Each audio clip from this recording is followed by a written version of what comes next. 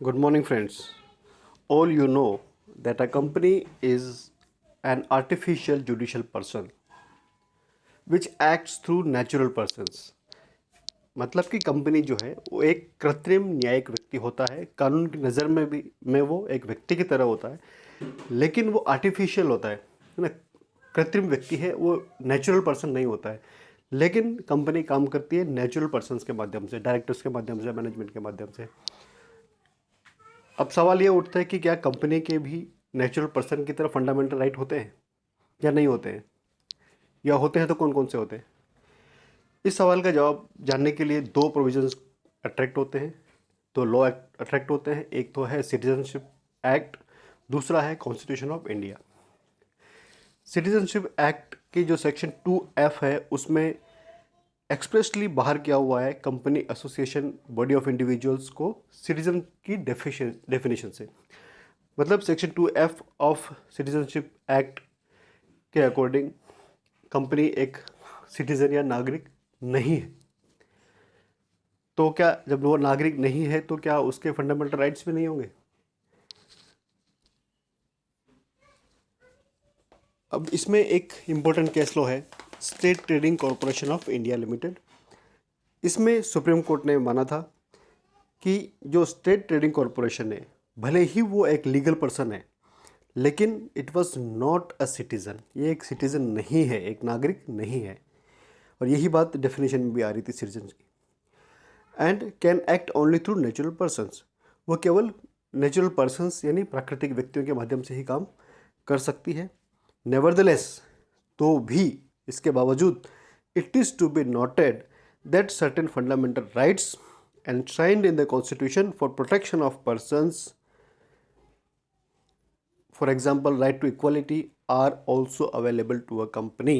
माननीय supreme court ने state trading corporation of India वाले केस में बोला कि भले ही एक कंपनी एक लीगल पर्सन है, नेचुरल पर्सन नहीं है, फिर भी कुछ फंडामेंटल राइट्स ऐसे हैं जो इसके मेंबर्स को मिलते हैं, वो इसको भी मिलेंगे। जैसे राइट टू इक्वालिटी, समानता का अधिकार। आप कंपनी टू कंपनी डिफ्रेंशिएट नहीं कर सकते, डिस्क्रिमिनेशन नहीं कर सकते। इक्वालिटी का राइट है। आर्टिकल 14 में जो राइट टू इक्वालिटी दिया गया है वो कंपनीज को भी अवेलेबल है। ये फंडामेंटल राइट्स कंपनीज को भी अवेलेबल है।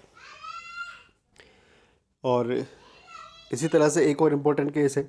हाँ, अच्छा, यहाँ पे क्लियर करना ज़रूरी हो जाए कि सारे फंडामेंटल राइट्स कंपनीज को अवेलेबल नहीं है।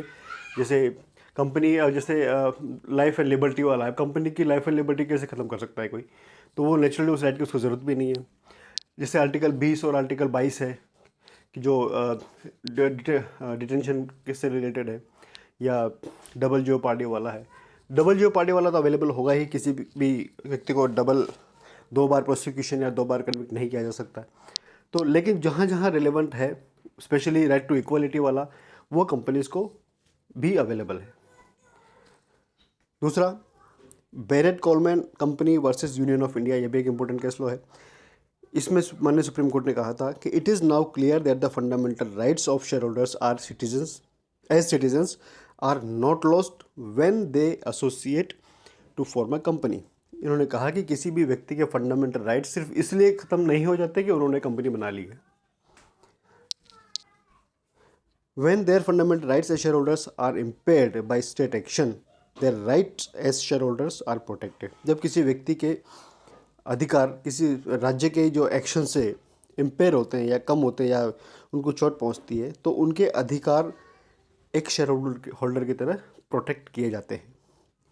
द रीज़न इज, कारण क्या है, that the shareholders rights are equally and necessarily affected if the rights of the company are affected. मतलब अगर किसी कंपनी के जैसे राइट अफेक्ट हो रहे हैं किसी चीज़ से, तो नेचुरली उनके शेयर होल्डर्स के भी राइट अफेक्ट होते हैं। ये बात अलग है कि कंपनी और शेयर होल्डर्स सेपरेट एंटिटी होते हैं, दोनों अलग अलग होते हैं। लेकिन चूँकि कंपनी अपने आप में कुछ नहीं होती है, जो कुछ होती है नेचुरल पर्सन के माध्यम से ही आर्टिफिशियली इनकॉर्पोरेटेड पर्सन होती है। तो अगर कंपनी के राइट्स इम्पेयर हो रहे हैं, उससे नेचुरली उसके शेयर होल्डर्स के राइट्स इम्पेयर होंगे। तो सिर्फ कंपनी इनकॉर्पोरेट करने से ही शेयर होल्डर्स के राइट्स खत्म नहीं हो जाते, फंडामेंटल राइट्स खत्म नहीं हो जाते हैं। तो ये था, डिफरेंट केसेस के माध्यम से हमने ये समझा कि कंपनी के क्या फंडामेंटल राइट होते हैं, और होते हैं तो किस सीमा तक होते हैं, कब ख़त्म होते जाते हैं, कब ख़त्म नहीं हो जाते हैं। इसमें सिटीजनशिप एक्ट और कॉन्स्टिट्यूशन ऑफ इंडिया, ये दो लॉ है जो एप्लीकेबल होगा। और दो इंपॉर्टेंट केसेस है, state trading corporation of India और दूसरा Bennett Coleman and company versus union of India. धन्यवाद।